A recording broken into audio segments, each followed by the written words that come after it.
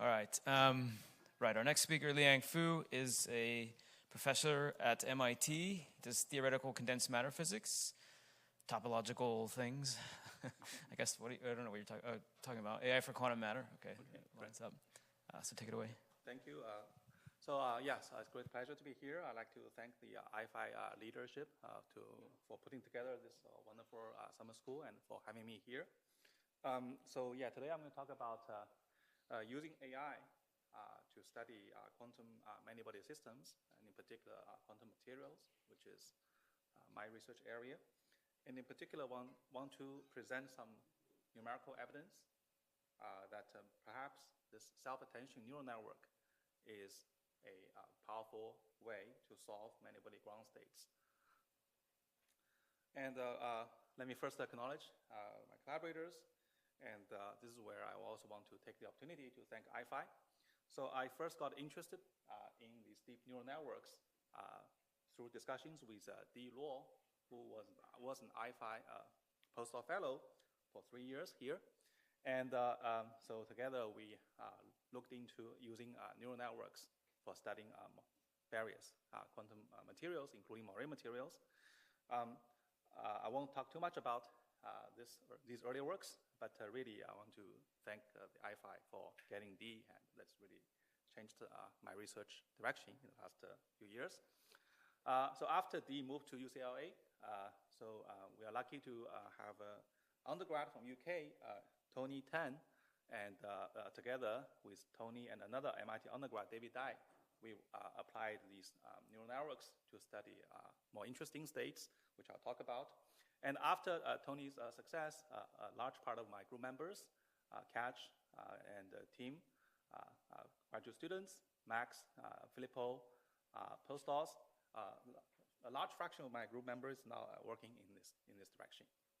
And I also present towards the end some recent work with Junze Li, who's from my collaborator Xin Ling and Zhen Ong's group in Taiwan.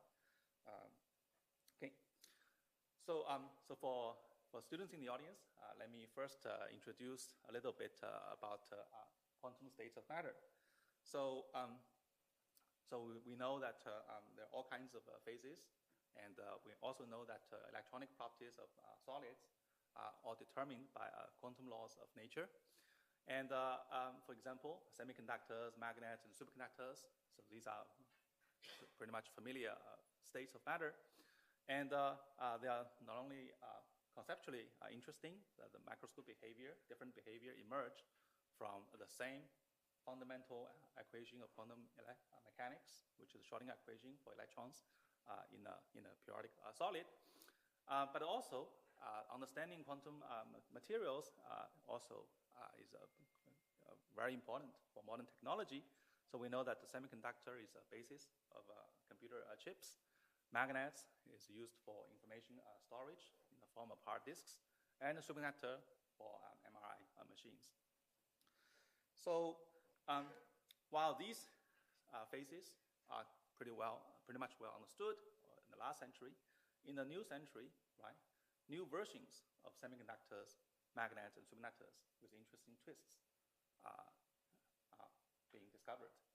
So unlike conventional semiconductors, we have topological insulators or topological semiconductors in which the bulk is insulating, but you have metallic electrons running around on the surface. And these surface states has peculiar properties that you cannot find in any purely two-dimensional material. We know that most of the magnets, the magnetization come from the ordering of electron spins into the same direction.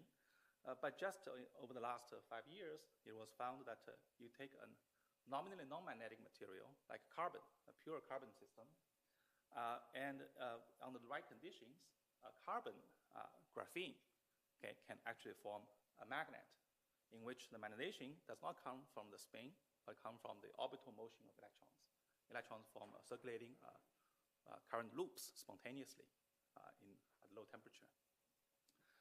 We know that conventional superconductors, these are formed by electron pairing, and the pairing is between electrons of opposite spin.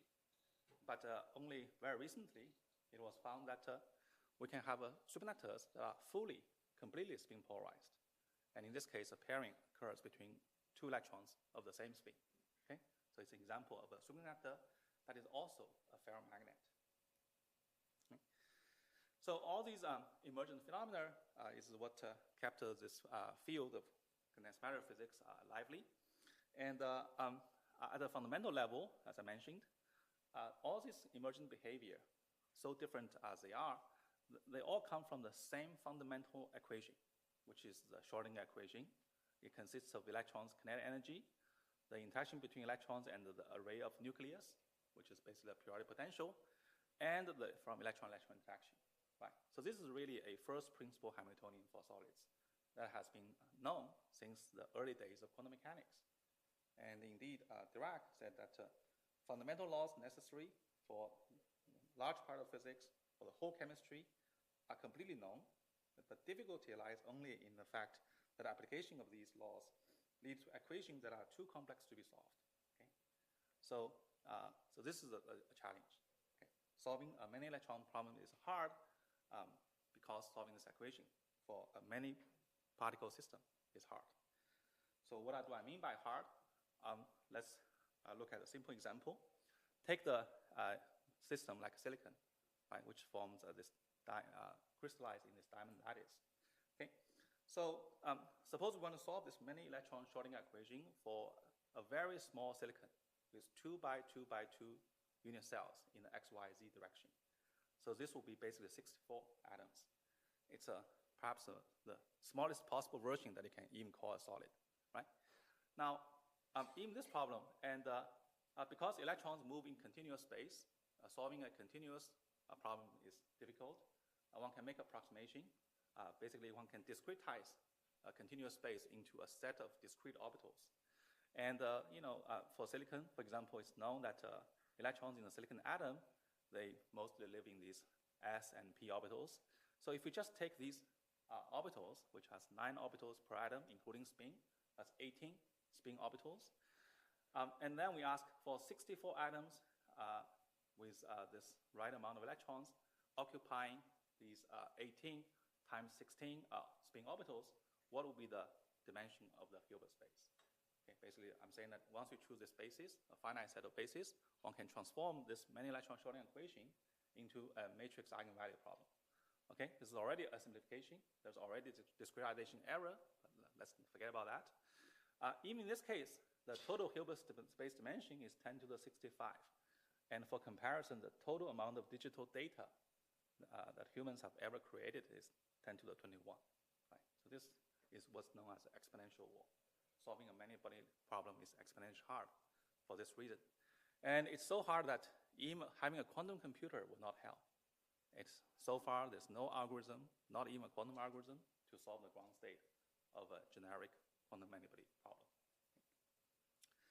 So, but on the other hand, we do understand all the physical properties of silicon pretty well, or most of the physical properties of silicon very well.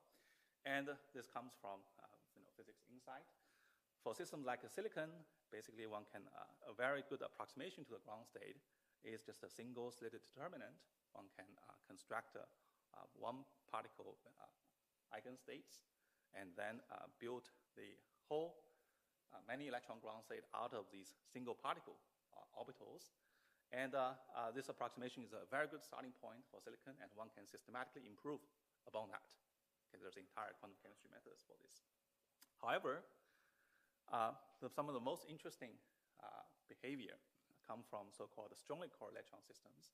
And this is where this approximation, this type of independent electron approximation, completely fails. Okay? And here I list some examples. For example, even the conventional superconductors, such as aluminum, it's now well understood that the ground state can not at all be written in this way, but instead the ground state wave function takes the form of a paired, of a product of electron pairs. That's the heart of the Bardeen-Cooper-Schrieffer theory of superconductivity. And another example is the fractional quantum Hall states, which I'll talk about a little bit. And in this case, the electrons occupy completely degenerate lambda orbitals, and there's no way to select a few sets of orbitals to occupy them and not occupy the rest. In fact, every lambda orbital is equally occupied. So by no means the ground state wave function can be written as a single state determinant. So now these two problems, BCS, superconductor, and fractional quantum Hall states, are largely understood thanks to physics insights, but there are plenty of unsolved problems. One example is a high-temperature superconductor in which the electron pairing is not given by the lattice vibrations, but from the repulsive force of electrons themselves, which is quite counterintuitive, how attraction arises from repulsion, right? Another topic of great recent interest is magic angle graphing. It was discovered by my colleague Pablo in 2018, and the system is complex enough that it hosts very different phases that are still to be understood. Okay, so the approach I'm going to take, right, to study this strongly correlated quantum systems is this variational method. Okay, and the idea is very simple. It has a long history. So even though we cannot find the exact ground state, one can construct an approximate ground state. And this psi is a trial wave function that is parametrized by a set of parameters. And then one can compute the expecting value of the energy and then minimize the energy over the variational parameters.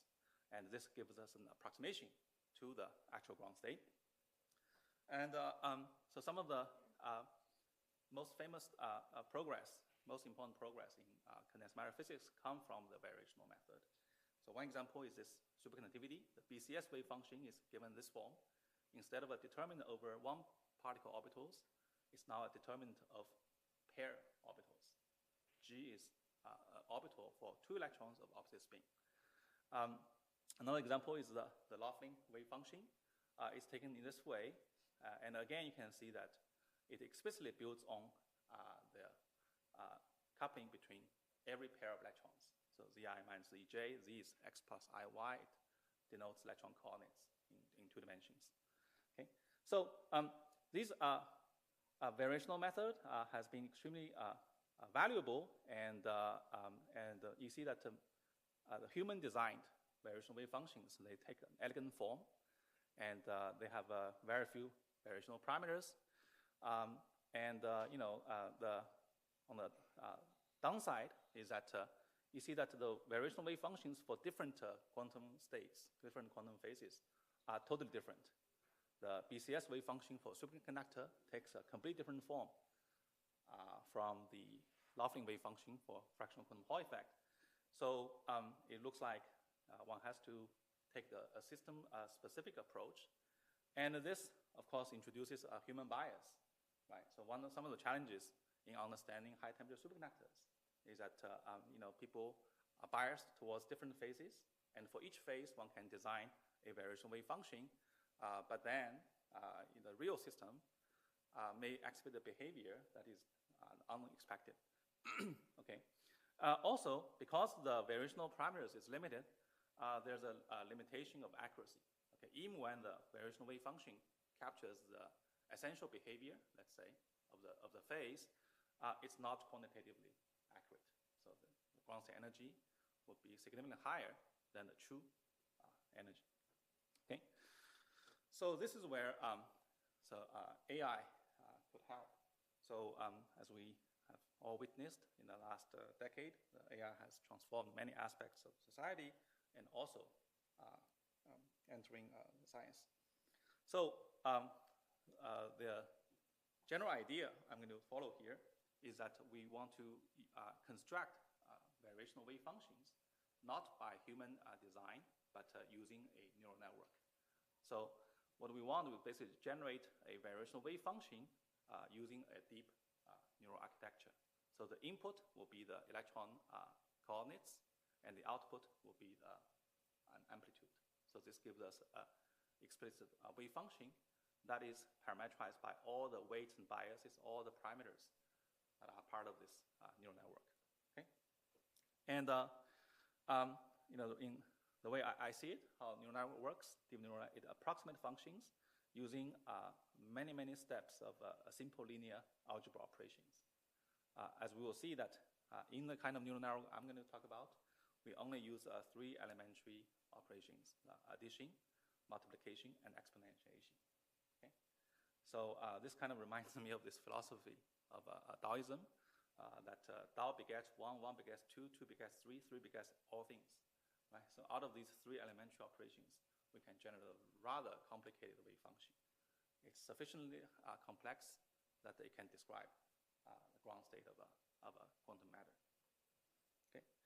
So also, unlike many AI applications that rely on external training data, here, for a given problem specified by a given many-body Hamiltonian H, the cost function, or the loss function, is very well defined. So all we want to do is we want to minimize the total energy.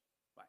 So in this way, we basically calculate the variational energy by Monte Carlo sampling, and we minimize the variational energy with respect to the neural network parameters by gradient descent. So the neural network parameters are optimized by the standard backpropagation, and in this way, this whole method, neural network variation Monte Carlo, does not require any external training data. So it basically, you specify the Hamiltonian, you turn on this machinery, and it'll give you an approximate ground state wave function, okay? And ground state energy. So you may ask how this works in practice, how good it is. So when I started thinking about this, right, I had a very naive belief. And this is inspired by a remark by Landau, this example of an old way of doing physics. With 4 elephants, he said, with 4 parameters, I can fit an elephant. With 5, I can make him wiggle his trunk. Right? So the traditional way is that we want to be very economical. Right? We want to just use very few parameters to capture a lot of phenomena. On the other hand, right, the large language models that are used nowadays have billions to trillions of parameters. So my naive thought is that with a lot more parameters, things got to be better, right? So that's what motivated me to look into this. And if you don't believe it, let's look at the pictures, right? So you can indeed fit an elephant using 4 parameters, 4 complex parameters, it turned out. This is what you get, Landau's elephant. And here's an image that's created by ChatGPT. And you clearly see the difference. Okay, so this method, neural network combined with variation Monte Carlo, has been developed for some years by now. Even to this day, most of the focus is still on lattice models, systems in which you already discretized electrons from continuous space into a set of orbitals over a lattice, right? So in this area, the best neural network result is competitive with other methods, such as DMRG, density matrix renormalization group, and tensor network. I'm not going into all the details. You can find some of the references here. But what got me interested from the beginning is continuous systems, okay? Systems where we don't know how to discretize, or we don't know a good way to discretize. Instead, we want to directly solve the many electron shorting equation in continuous space. So these include atoms, electron gas, which is a model system, and which is actually also the basis for density functional theory. And another research area that's very active is Maury materials. So in all these materials systems, the first principles Hamiltonian is defined in continuous space. And this is where traditional methods struggle. Okay, all these methods, DMRG, tensor network, that is developed for decades, but entirely for lattice models. Okay, and in continuous space, there's really no good conventional methods available. So this is where I'm going to show that neural network really achieves unprecedented accuracy. And these are some early papers using the neural network for studying atoms from DeepMind, for electron gas, and advertise our recent work with D. Luo on using neural network to study Maury materials. Okay. So now, there are many different neural network architectures that have been proposed in the past. And when we started this research area. We also try to design good neural architectures for specific problems. But these are all somewhat problem specific. And here's a conclusion from a case study by DeepMind. And they used the Fermi net to study the problem of Fermi gas. When the electron-electron interaction is repulsive, the Fermi net actually successfully solves the ground state, which can be a Fermi liquid, or it can be an electron crystal. But on the other hand, when one look at Fermi gas with attractive interaction, this is something that cold atom experiments routinely study, the same neural architecture fails both quantitatively and qualitatively. Okay, so instead, these authors switched. They developed a new architecture which is inspired by the BCS pair wave function. Okay, and then of course it worked nicely for to study superconductor. So this is an example where some of the neural architectures, such as FermiNet, are only good, practically speaking, are only good for one class of problems, but not for the other, right? And this also then brings a huge question, right? So, in the cases where we already know the answer, at least we know qualitatively what the answer is, then neural network can help us to improve accuracy. But what about problem that we don't know the answer, not even at a qualitative level, right? So human design would introduce some bias, and this undermines the objective ability of neural network to discover new results. Okay, so this question I want to ask is, is there a universal neural network architecture for ground states of various quantum phases of matter? Okay. It could be a superconductor, it could be a magnet, it could be a fractional quantum Hall states, or anything else you can think of, right? So after a lot of exploration, this is what we, in the end, focus on. This is work with Max Geyer and Kaj and Tim Daklama. Max and Tim are here in the audience. And you can read more details in this work. So we decided to basically use a transformer architecture as the key element of this neural architecture for fermion systems. Now, one thing I want to highlight here is that we know that the fermion wave function has to satisfy the Fermi statistics. If you exchange two particle coordinates, the wave function has to change sign. So this fermion wave function has to be antisymmetric, while the this transformer architecture is symmetric with respect to permutation of the inputs. So one need to add a twist to this. So this was first introduced by the DeepMind group for studying atoms. So the idea is that you use the transformer architecture to generate these many body orbitals, and these many body orbitals it is not just depending on the coordinate of one particle, but it really depends on coordinates of all particles. And then these orbitals are put together into a determinant. And this determinant guarantees the final wave function is antisymmetric. Okay? Also, these orbitals, the many-body orbitals, are generated entirely from the self-attention mechanism in this transformer architecture. So you go through each electron input coordinates, go through layers of self-attention and perceptron, okay, and all these neural network parameters are involved in the many-body orbital, which finally are put into a determinant, and that generates a fully antisymmetric wave function. Okay, so you can see here that basically the only human design, so to speak, is to use a determinant, and the determinant is necessary to guarantee the Fermi statistics. Okay. And this is a detail of how each layer generates these wave functions, and all I want to call attention to is that indeed you only use multiplication, addition, and exponential, right? Okay. So how good this type of architecture could be in the practical sense. Now, if you look at this architecture, this type of wave function, it actually naturally describes Fermi liquid. It describes the band insulator. So in those cases, this many-body orbital simply reduces to one-particle orbitals. So you can say that this design is naturally good for these relatively simple systems. And indeed, we tested this, and it works very well. But the question is, what about highly entangled states? right? States that are fundamentally different from Fermi liquids or band insulators.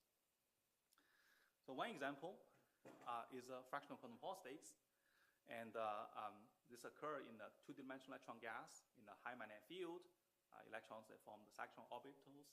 And these orbitals, they form discrete sets called the lambda levels. So when a lambda level is fractionally filled, and the system can go into many interesting liquid states. So at a whole sequence of filling fractions, you see that, for example, 1/3, 2/3, 2/5, 3/5, 3/7, 4/7, right? There's a whole sequence of filling fractions.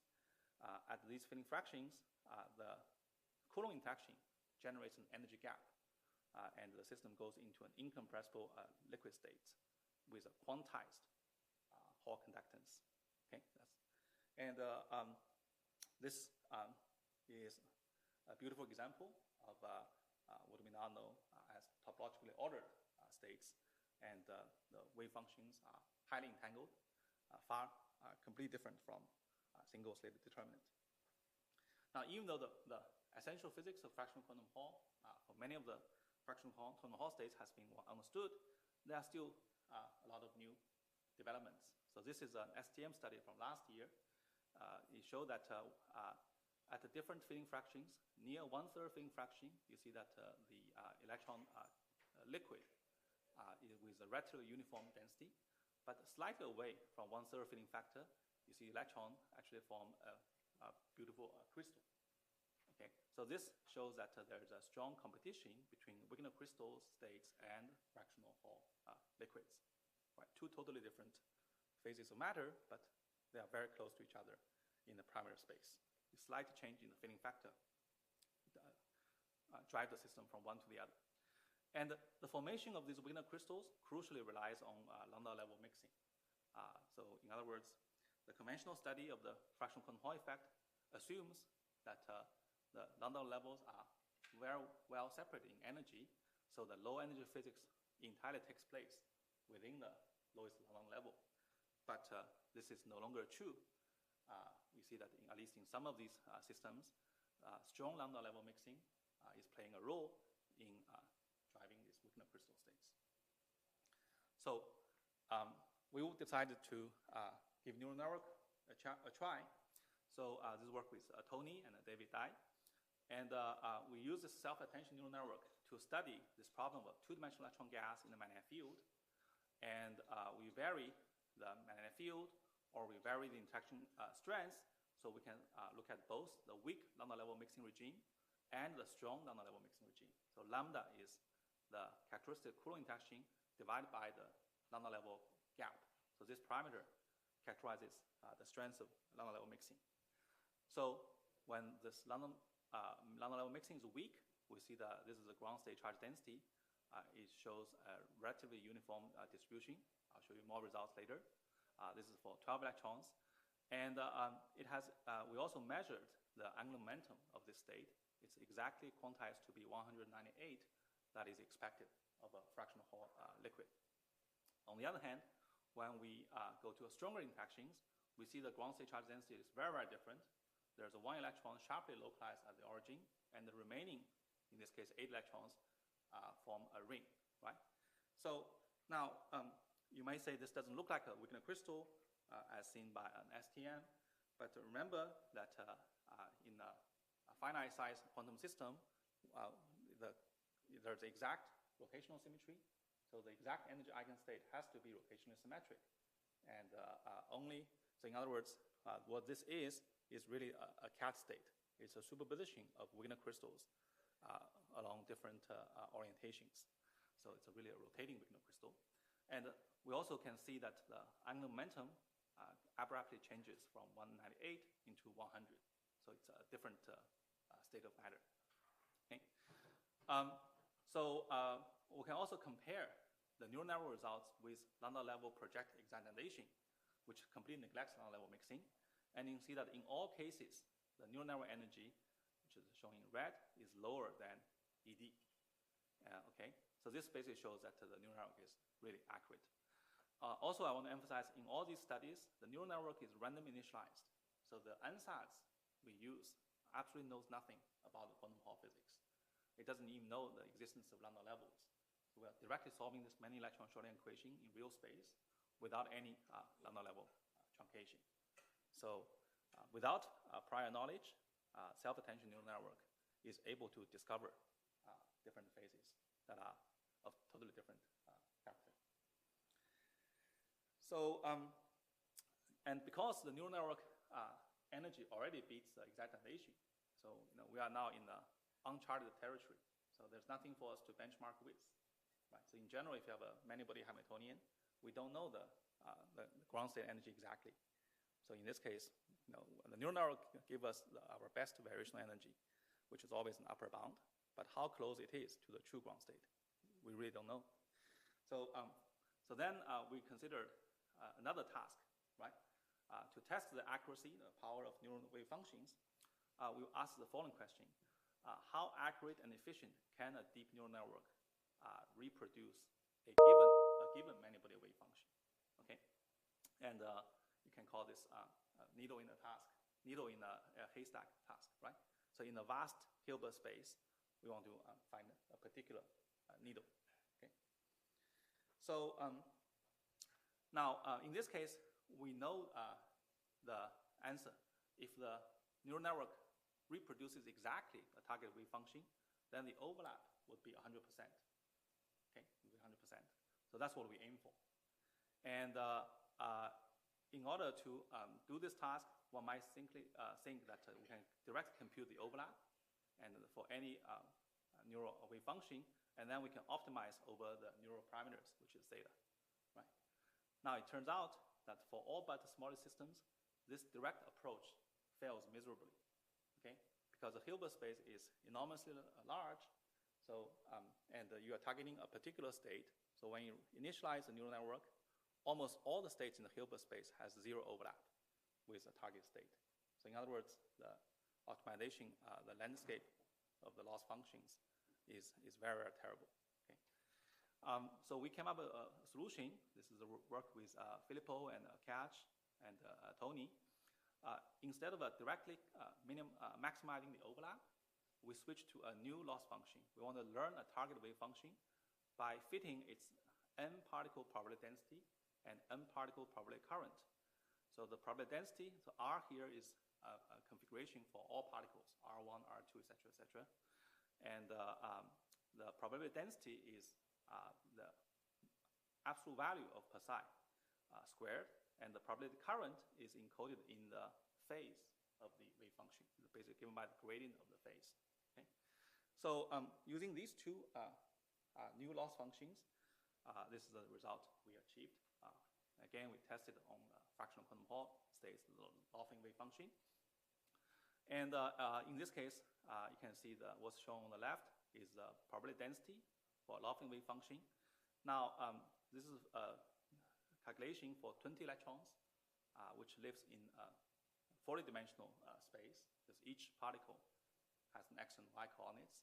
So it's impossible to plot an image in 40-dimensional space. What we do is we take a cut. We fix the position of 19 electrons and plot the wave function, both the magnitude and the phase, as a function of the coordinate of the last electron. Okay? And here you can see that the exact wave function, the target wave function, and the neural wave function are really indistinguishable. Okay? And one can systematically study the performance. Okay?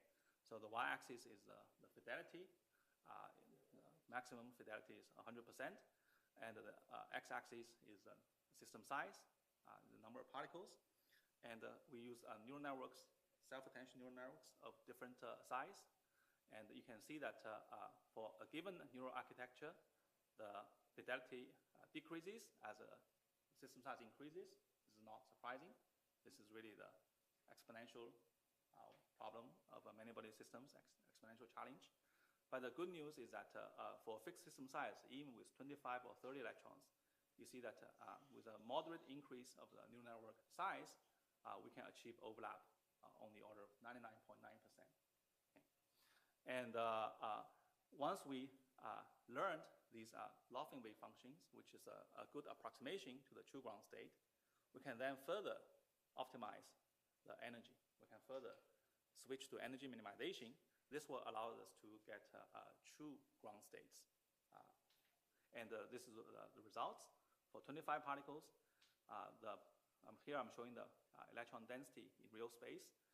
On the left is the laughing wave function. On the right is a true ground state found by the neural network. And you can see that the true ground state has a lot of additional features. It's very different from the approximate laughing state. And one of the new findings from this study is that you see the charge density has all these ripples away from the edge. And this is caused by the Coulomb interaction. Because of the long-range nature of the Coulomb interaction, it leads to a slowly decaying charge density and oscillation away from the boundary. We believe this is a generic feature, and this has interesting implications, I think, for interferometer experiments, for using anyons for topological quantum computing. So due to the long-range nature of Coulomb force, this could potentially cause dephasing. So I think experimentally, one should introduce additional gates to screen the long-range Coulomb interaction. Okay, so this is something we learned from neural network. So in the interest in time, I'll quickly wrap it up. So, the fractional quantum Hall problem has been studied for decades, but only in the last 2 years, a new type of fractional phase has been found. It shares many similarities in the sense that it has the same fractionally quantized Hall conductance, but now it occurs without any external magnetic field. These were experimentally observed in twisted MOT2, as well as in raw material graphene aligned with boron nitride. These are marine materials. I'm going to focus on the twisted semiconductors, MOT2, and without going into details, even before the experiments, theory by us, by Kai Sun's group, identified this material as the promising platform for this kind of fractional quantum anomalous Hall effect. Anomalous means that it happens at zero magnetic field. So basically, in these systems, because of the Moiré electronic structure, it hosts flat Chen bands, which is the analog of lambda levels, and the interaction then drives the analog of the fractional quantum Hall states.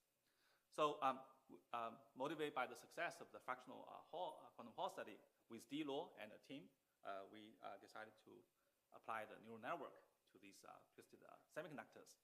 And again, here I show you the benchmark with excitation for a small number of systems. For a small system with 6 particles, we can the neural energy is shown in blue, and the excitation, the band projected excitation study, is shown in black.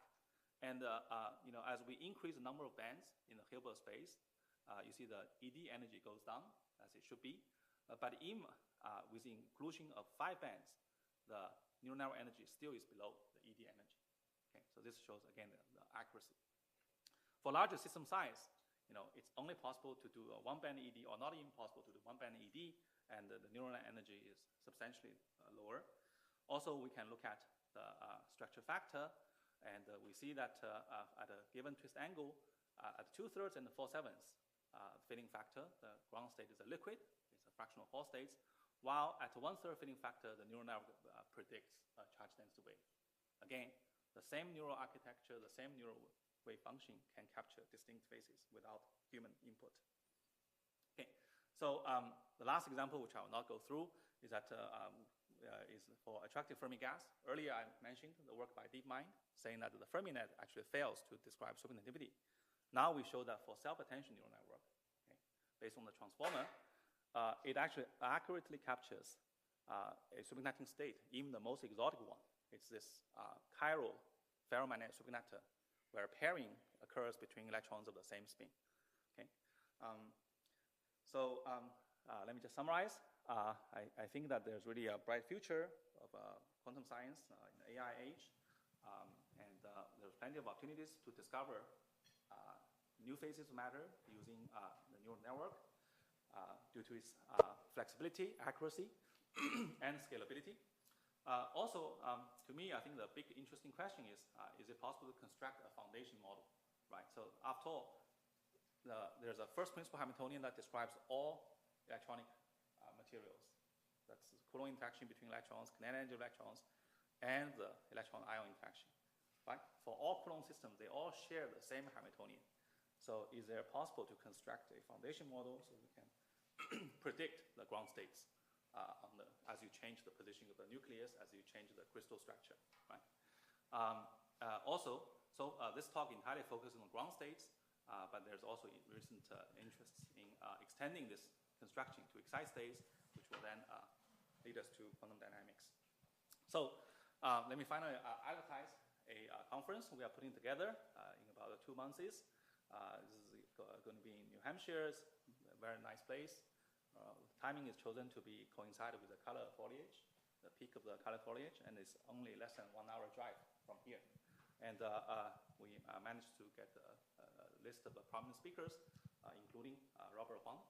Okay, so yeah, if you are interested, please check it out. Registration can be found here. Thank you. All right.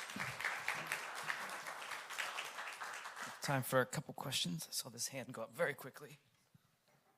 Yeah, thank you for the nice talk. So I have a question about the many-body wave function that you realized the superconductivity. Is it the same wave function that you worked with the fractional quantum? Absolutely the same.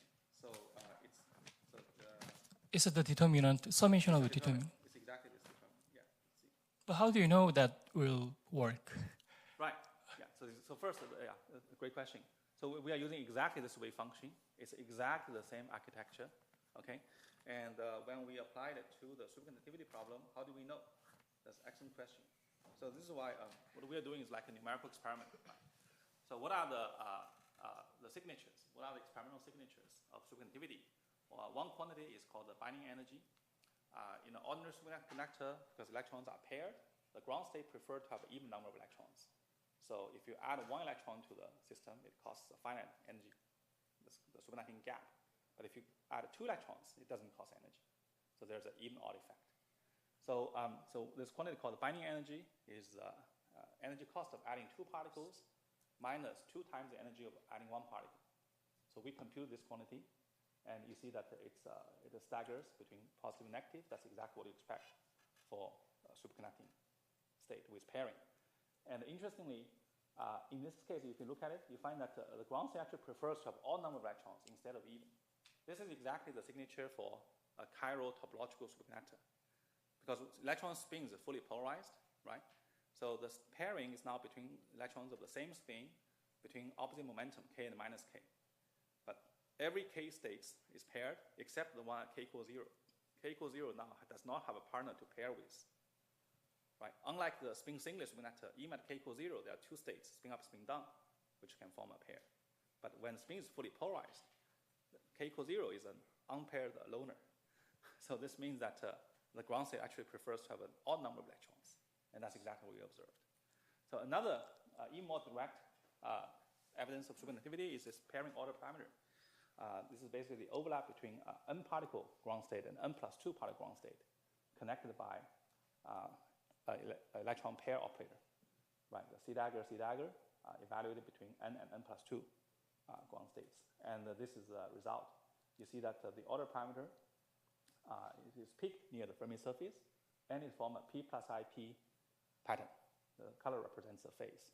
So this shows the ground state is actually a chiral P-wave superconductor. So you can identify the superconductivity because we know the superconductivity. But my question is more about the architecture. How did you, when you first begin, how did you convince that the way that you write down the wave function will describe the superconductivity? Even, can you describe the high TC superconductivity? Yeah, absolutely. So this is a great question. So now, because of the universal function approximation theorem, it's mathematically guaranteed that this is general enough to encompass all wave functions, all possible wave functions. Now, the real problem, of course, is an issue of being a practical issue, right? It may, in principle, capture all wave functions, but maybe optimization will be so hard that it never finds a true ground state.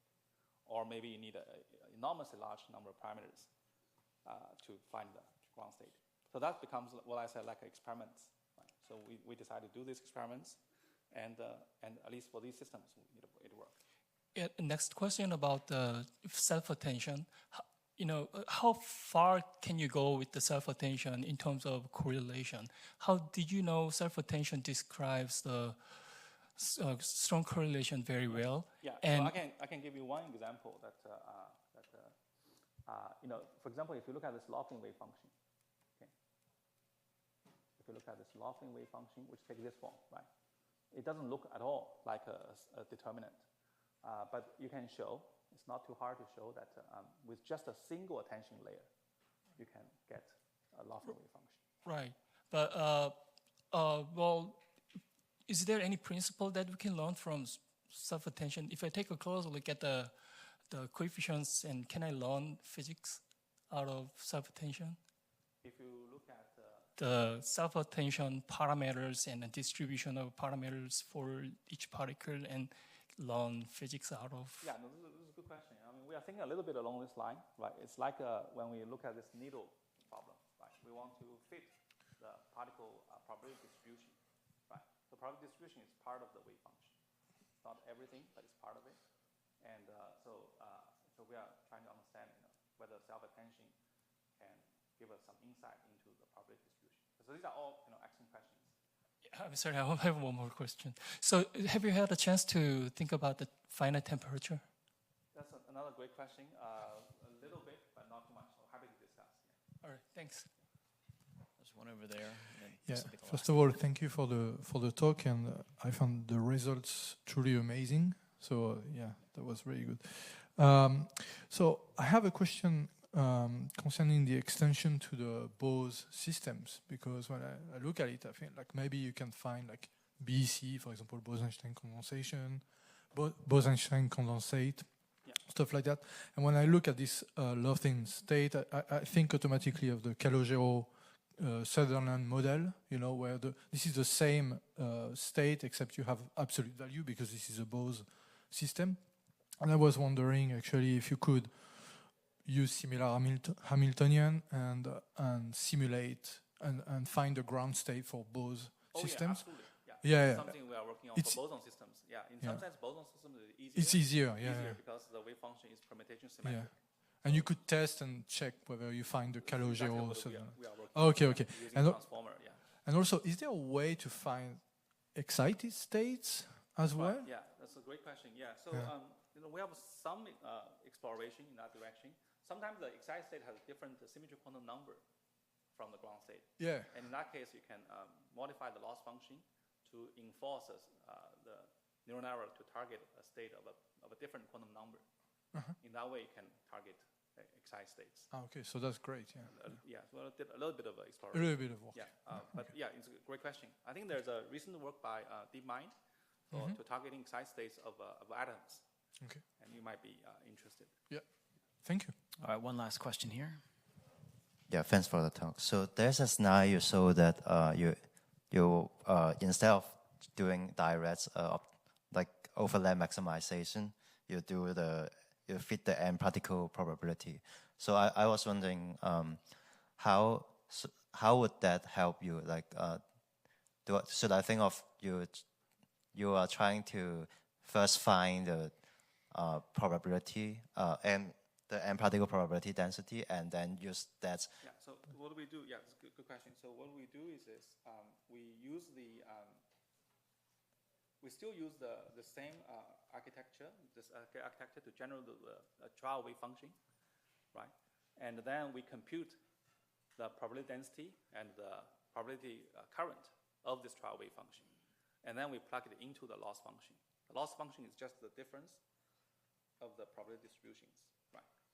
So psi theta is the neural network wave function parameterized by the variational parameter theta.